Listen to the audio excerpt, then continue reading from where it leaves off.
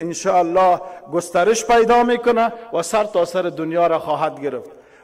موضوع دیگی را که مسلمان ها را قلبش جریحه‌دار ساخت، قبلی اول مسلمین بیت المقدس شما دیدین، ترامپ با اونمو خباثتش، با اونمو رذالت و دناعتش گرفت او را پایتخت اسرائیل ساخت.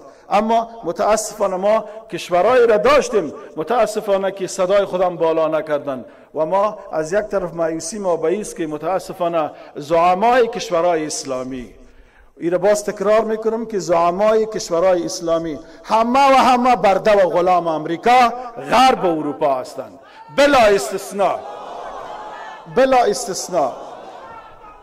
یعنی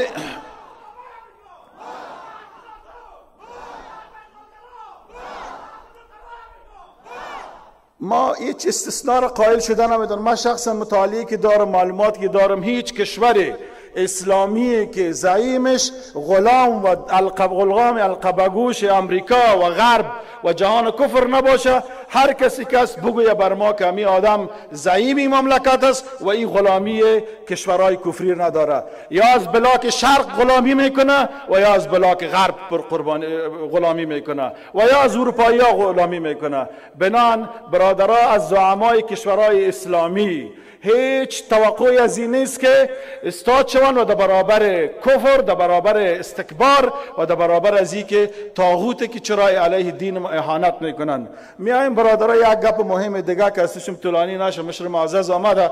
برادرها میگن که مسلمان ها تروریست هستند و اینا عملات استشهادی میکنن و در حالی که میگه یحبون الموت کما تحبون الحیات.